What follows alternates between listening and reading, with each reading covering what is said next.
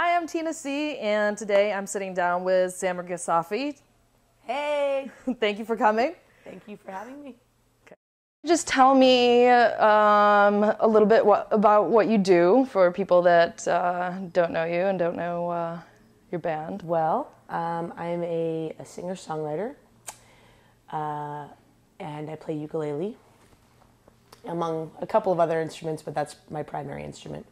I picked up the ukulele when I was in college because I was sick of being the 900th guitar player at a jam session. So I decided I was going to pick another instrument that nobody knew how to play. And at the time, ukuleles were, nobody played the ukulele. So I got this really cheap,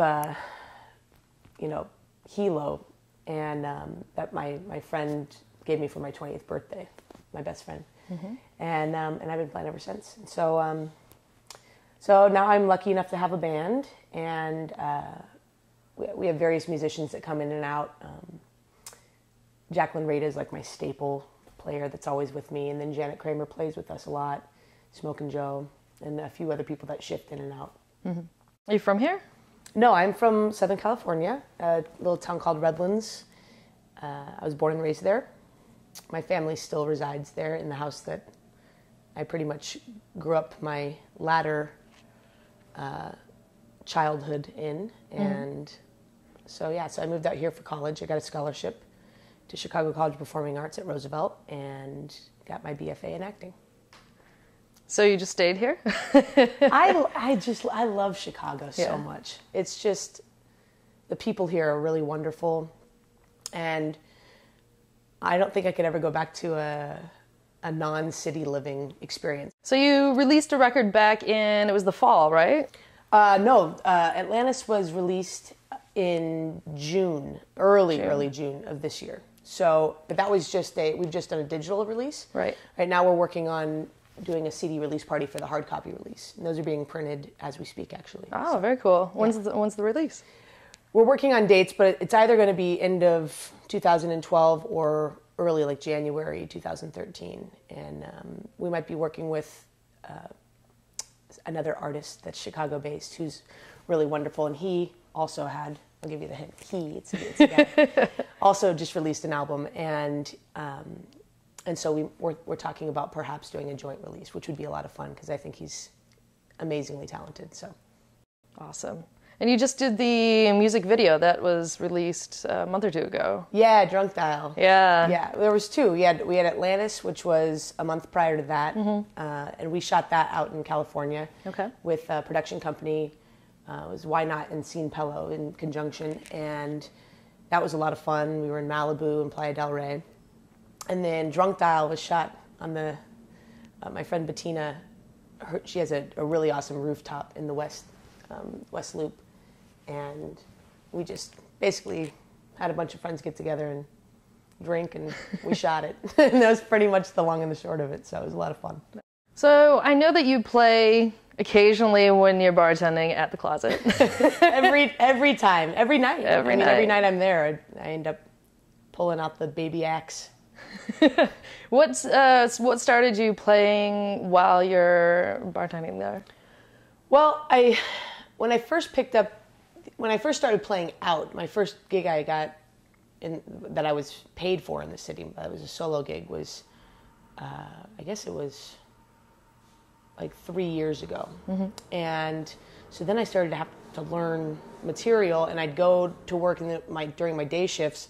I'd just like mess around and play, and I'd be like, hey, can you give me some feedback on this? And it would be like my friends that would come into the bar, and so I'd just play it for them. Sure. And I'd ask, another customer, like, do you mind if I just play this for them real fast and see some feedback? And they're like, yeah, no, we'd love to hear it. So then as time kept going on, I started getting a reputation, good or bad, for playing. And now it's like a staple thing. Like there are people that come just to hear it, which is really cool. And it's a nice compliment. But it's also a lot of fun, and frankly, it's like I get to rehearse in front of an audience, which is really important. I mean, sure, you can rehearse all you want all day by yourself in your apartment, but you need to know how to to react. It's a conversation, even though you're the only one talking in it. You're still seeing how the audience is reacting and what songs you should do, and it's good training, I guess. Sure. Well, obviously in Chicago, your your home base is here, and you're big enough now that people are at least stopping you in the neighborhood and saying, "Hey." Yeah, that's starting to happen. It's kind of neat, actually. It's starting to happen, but I don't think of myself as like, I'll have friends that'll be like, "Hey, so I have a friend that I work with down in the Gold Coast that knows about you, and they're straight." And I'm like, awesome, you know, like, that's cool that it's, because I am a lesbian that plays music, but I don't necessarily want to just be known as a lesbian singer, you know, like that's the only kind of music I do. Like the thing that I really hope to do is that I'm singing and writing about the human experience that we can all relate to, and I really want to kind of dash that idea or you know, stigma that we have to be in separate worlds. You know, the gays are over here and the straights are over there, and I mean, it's the exact same thing. We all feel the exact same emotions and deal with the same crap every day. It's just depends on who it is. Yeah, it's the only difference. It's not really different. It's a human experience. So has that been difficult for you at all? Being a lesbian singer? No, you know, I'm lucky. We're lucky. We're all lucky that we live in a time that we do now. I mean, yeah, there's still in certain regions. It wouldn't be. It's not. I wouldn't be like, do all my sexy songs in like rural Alabama. Would probably not be a good idea. Right. Yeah. But I live in Chicago because it doesn't matter here for the most part, and. So no, I'm very lucky to not feel any kind of. I'm not nervous when I go up and I sing about that. And actually, a large compliment that I really enjoyed. I've had a couple were from straight guys that would come up to me and be like, "Dude, that song Carousel. I just went through a breakup that was just like that," and that means a lot to me because then I'm thinking, they're not even seeing. It's not about the girl on girl thing. He's coming up to me and relating with me on a heartbreak situation with a girl that he had the similar situation with. Sure. Which is really what I'm striving for. Yeah. So and what I hope will eventually happen for everybody in everybody's art. Sure. I mean, we already have to do it with straight songs. So exactly. It's just flipping it a little bit. It's the same thing. Yeah, absolutely. Absolutely. So speaking of which, your upcoming performance... Cubby Bear, whoop, whoop. Right in Straitsville. right in the heart of it. The date is October 12th, and the whole show starts at 9 p.m. And it's going to be a great show. Shishan Boy Productions is putting it on. Excellent. We're lucky enough for him to like us and put us on his bills.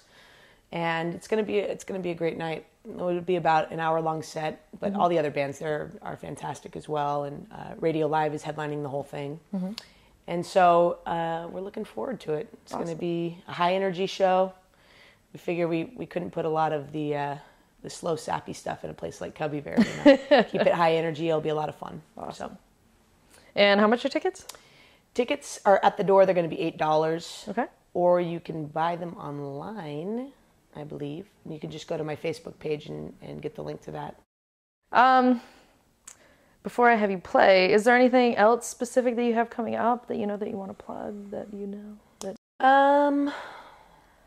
I guess right now, just this Cubby Bear show is going to be a lot of fun. And I'm going to be in New Orleans in October with my friend Lindsay, the one that I roomed with in college.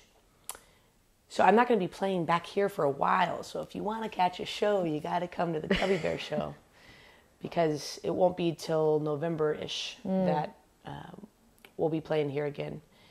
So that's that information. The album is on iTunes. Check it out. I think that's about all right now. And stay tuned. I mean, if you follow me on Facebook, if you like me, I think that's all the information I have right now. And, and for any LA people, The show in LA at the Whiskey A Go-Go in West Hollywood is December 29th. And we go on at 8:45 p.m. Tickets are on sale for $15 online. So check that out. Okay. And you can find that at the Facebook page too. Yeah, Facebook page. That's where all the information is. It's constantly being updated. Awesome. The real, the now, the minute, this minute information. Fantastic. On the Sami Grisafe band. Go there. Awesome. So why don't we do it? Why don't we... Let's do it. The song's called Trevor. And it's dedicated to anybody that feels alone. And it's kind of a call to action for people to be good people.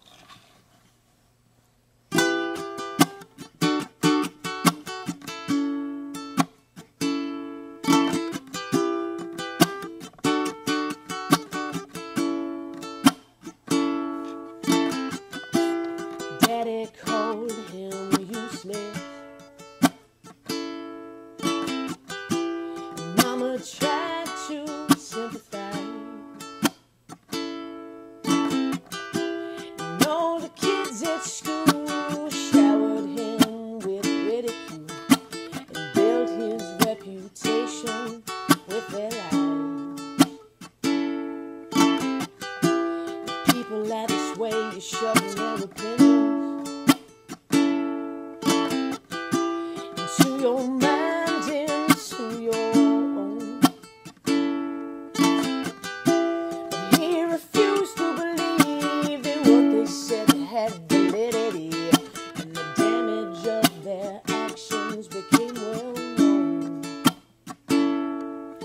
'Cause he had enough. That one damn boy sure stood up tough. I don't even know who I am. I don't even know who I am. So judge me, spurn me, tear me down. I swear someday I'll leave this town and be somebody who don't treat nobody like you do. Treat nobody like you do.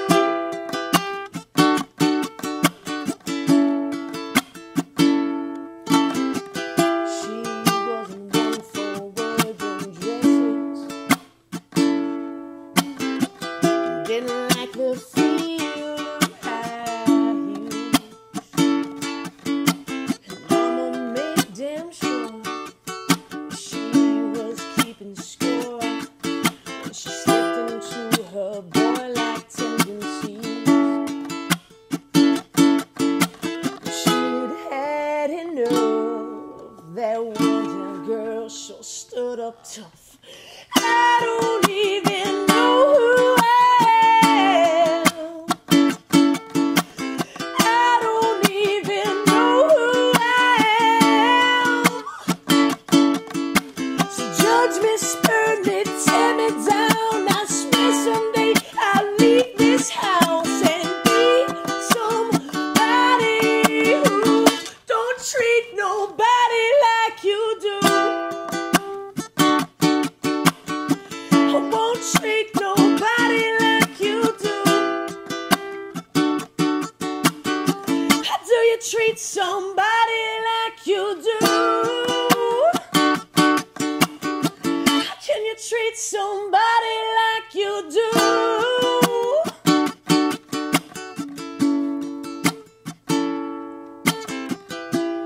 I'm not one for confrontation,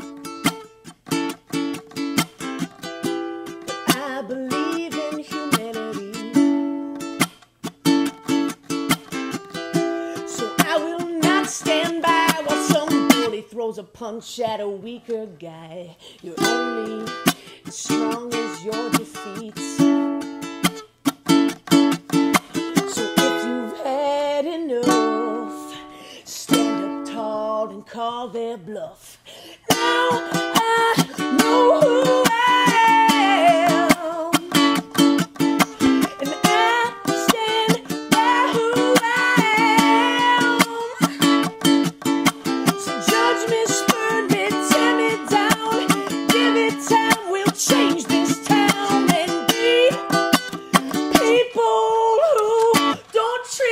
nobody like they do. Won't treat nobody like they do.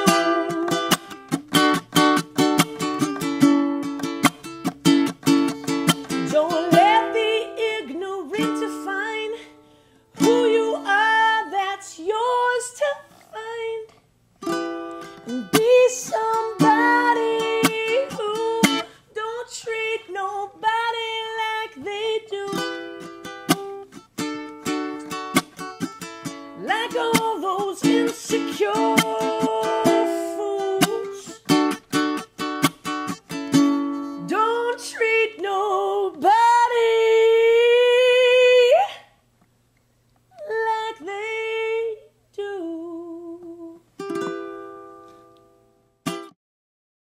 On your show? My show. It's a show now. Tina C, Tina C. It's the Tina C Show.